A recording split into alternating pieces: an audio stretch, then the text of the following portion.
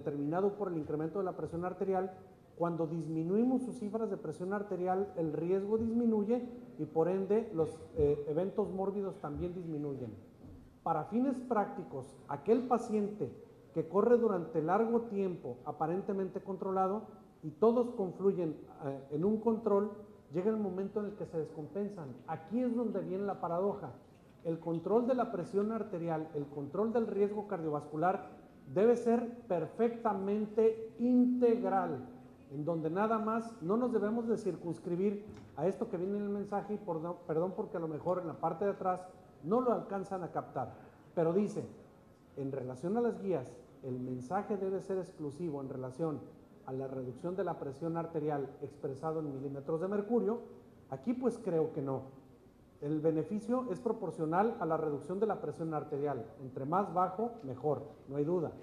La disminución de la presión arterial con politratamiento y combinaciones de fármacos disminuyen el riesgo de enfermedad cerebrovascular y de enfermedad isquémica del corazón. El control de la presión arterial versus el mal control relacionados con un mayor riesgo de enfermedad cerebrovascular es indiscutible, pero se requiere un control mucho más estrecho, por debajo de 140/90, asociado con una mayor protección cardiovascular, sobre todo en pacientes de alto riesgo. Es tiempo de actuar, es tiempo de ir modificando esta curva y establecer que no necesariamente debemos de esperar a que la enfermedad se presente para poder hacer casi nada. Debemos de actuar en formas más tempranas con intervenciones más oportunas con la finalidad de reducir eventos. Este esquema fue relacionado con mujeres fumadoras, hipertensas, no diabéticas ni dislipidémicas, en donde los resultados de la no intervención farmacológica se comparan con los resultados de la intervención farmacológica. Esto es comparativo cuando no hacemos nada que cuando realmente se hace. Los beneficios en cuanto a la enfermedad cerebrovascular están directamente relacionados con la reducción de la presión arterial. Si nosotros tenemos como objetivo fundamental que no se sienten, no se palpan las cifras de control, tenemos que generar un mecanismo y un mensaje muy importante para el paciente. Uno, hablamos de hipertensión arterial, hay que medir las cifras de presión arterial, pero el segundo punto más importante se encuentra en saber a dónde queremos llevar al paciente. ¿Para qué? Para que habiendo disminución en las cifras de presión arterial de esta línea punteada hacia la izquierda, disminuimos la posibilidad de eventos cerebrovasculares y eventos cardiovasculares. Todo expresado con el beneficio que observa la combinación de inhibidores de la enzima convertidora en angiotensina, calcioantagonistas, IECAs, diuréticos, beta bloqueadores, etcétera, etcétera. Todo el tratamiento farmacológico va a ofrecer un beneficio conforme se vaya administrando hacia el paciente. Existe una gran cantidad de estudios que dicen que tenemos metas que desafortunadamente no son alcanzadas. UKPDS nos habla de que un objetivo fundamental es llevar al paciente con presión arterial diastólica por abajo de 85 milímetros de mercurio y así sucesivamente. Todo esto se llegó a lograr con el uso de varios antihipertensivos para poder llegar a alcanzar la meta.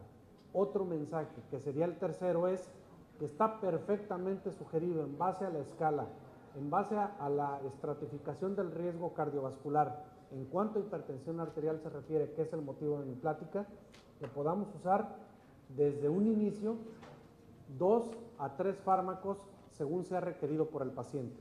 Y esta escala me pareció sumamente interesante, este algoritmo presentado y manifestado así por la Asociación Canadiense de Cardiología, en la que establecen la selección del tratamiento adecuado en el paciente recién diagnosticado con hipertensión, dividiendo como menor de 55 años el uso de inhibidores de los bloqueadores del sistema renina-angiotensina-aldosterona, o bien 55 años o más cuando el paciente sea negro de cualquier edad, utilizando calcioantagonistas o tiazidas como paso número 1. Ojo, aquí ya se excluye el beta bloqueante en el caso de que no exista cardiopatía isquémica. Y es muy importante que el paso número 2 ya existe una combinación de los fármacos. Sin embargo, desde el paso número 1 ya se recomienda la combinación de fármacos.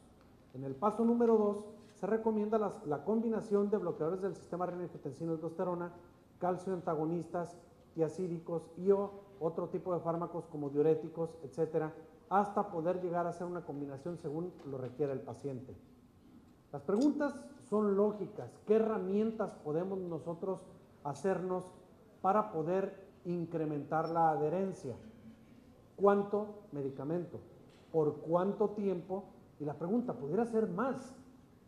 Si buscamos nosotros varias situaciones, existen problemas como baja adherencia, problema mundial de dimensiones crónicas como la hipertensión, alto costo en los servicios de salud, disminución de la calidad de vida, esfuerzos muchos por mejorar, no esperar a que solamente las entidades federales, sino nosotros como sociedades médicas, tenemos la obligación de mejorar la adherencia para mejorar la calidad en la atención que se genera.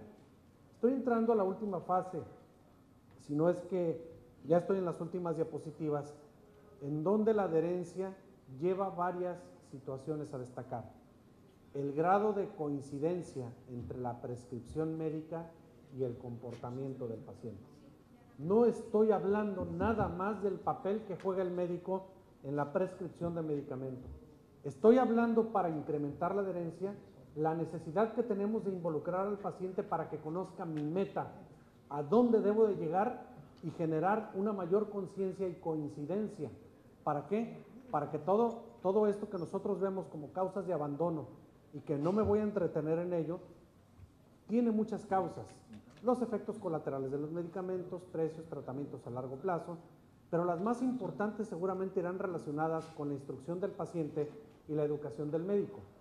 Si hiciéramos un análisis, posiblemente en este foro, y les pidiera que hiciéramos un ejercicio, ¿a dónde queremos llevar a nuestro paciente con hipertensión arterial? Es muy probable, tenemos un auditorio muy selecto, la respuesta casi sería igual, nuestra meta sería muy similar.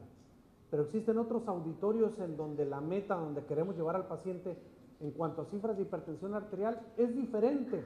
Hoy en este 2007, por tal motivo, tenemos que instruir al paciente para que pueda tener menos abandono, conocer más el desarrollo de la enfermedad y evitar sus complicaciones, pero sobre todo generar una relación médico-paciente adecuada y establecer por qué le estamos dando esquemas de tratamiento al paciente, el por qué la enfermedad tiene ausencia de síntomas y bueno, pues hay otras largas explicaciones, situaciones institucionales, etcétera.